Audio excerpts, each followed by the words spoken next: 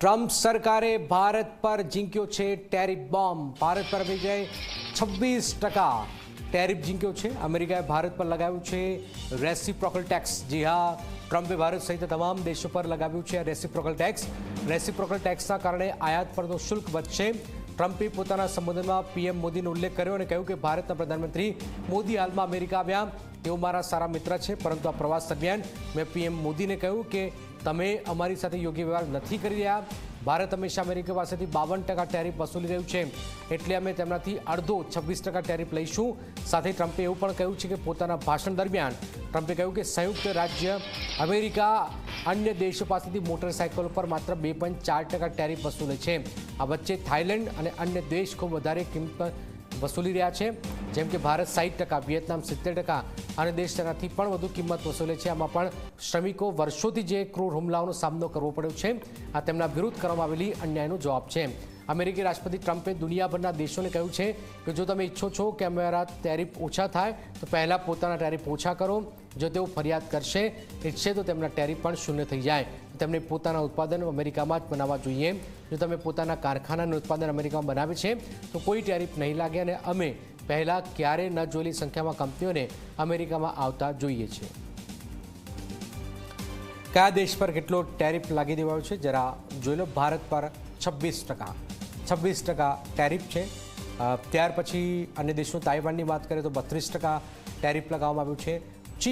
ચીન પર ભારત કરતાં વધુ 34%નો આ ટેરિફ લગાવવામાં આવ્યું છે। ભારત પર 26%, ચીન પર 34% આ ટેરિફ લગાવવામાં આવેલો છે। જાપાન પર 24% આ ટેરિફ લગાવવામાં આવેલું છે।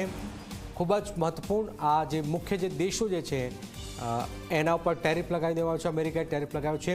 સ્વિટ્ઝરલેન્ડ પર 31% ટેરિફ લગાવવામાં આવ્યું છે। જાપાન પર 24%, સ્વિટ્ઝરલેન્ડ પર 31% આ ટેરિફ લગાવવામાં આવેલું છે। મલેશિયા પર 24% ટેરિફ લગાવવામાં આવેલું છે। તો આપ જોઈ રહ્યા છો। ત્યાર પછી તાઇવાન પર 32% ટેરિફ લગાવવામાં આવેલું છે। તો આ ખૂબ જ અમેરિકાએ જે નિર્ણય કર્યો છે એ આવનારા સમયમાં ચિંતા ઉપજાવનારું છે। જે રીતે ટેરિફ લગાવાયું છે એ ખૂબ જ મહત્વપૂર્ણ છે। Very, very tough, very, very tough. The Prime Minister just left.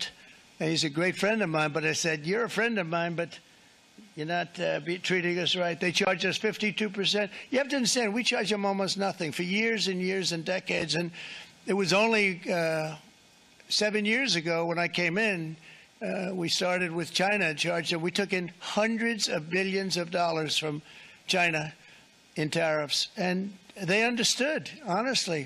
President Xi understood. He said, look, I understand. And the other countries, and they all understand. We're going to have to go through a little tough love, maybe. તો અમેરિકાએ ભારત પર લાગુ કર્યું છે 26% tariff. Trump tariff પર market એક્સપર્ટનું નિવેદન સામે આવ્યું। અમેરિકાએ લગાવેલા ટેરિફથી ડરવાની જરૂર નથી।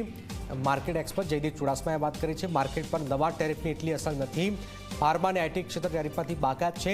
ભારતની 20% જ કંપનીઓને તેની ટેરિફની અસર થશે। માર્કેટ એક્સપર્ટ જયદીપ ચુડાસમાએ આ વાત કરી છે।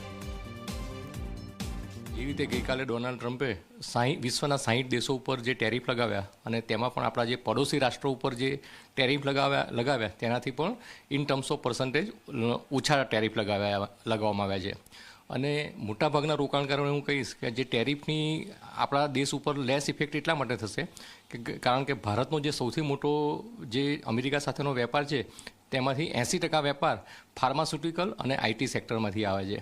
તો ગઈકાલે જે ટેરિફની વાત કરવામાં આવી તેમાં ફાર્માસ્યુટિકલ અને આઈટી સેક્ટર છે તે સંપૂર્ણપણે તેમાંથી બાકાત છે। મતલબ કે ભારતનો જે 20% વેપાર છે જેમાં ઓટો એન્સલરી કંપનીઓ છે, ટાયર કંપનીઓ છે, તો એ ટાઈપની કંપનીઓને ઇફેક્ટ ચોક્કસ થશે। પણ overall in terms of percentage જોવા જઈએ તો ભારતને હાલમાં ડોનાલ્ડ ટ્રમ્પે જે ટેરિફની જે જાહેરાત કરી છે તેમાં ફાર્માસ્યુટિકલ અને આઈટી સેક્ટરને સંપૂર્ણપણે બાકાત રાખ્યા તે ખૂબ જ રાહતરૂપ સમાચાર ગણી શકાય। અને તેનાથી ઇન્ડિયાને કોઈ બહુ મોટી કોઈ નેગેટિવ ઇફેક્ટ થાય તેવી પ્રમાણમાં કોઈ જ શક્યતા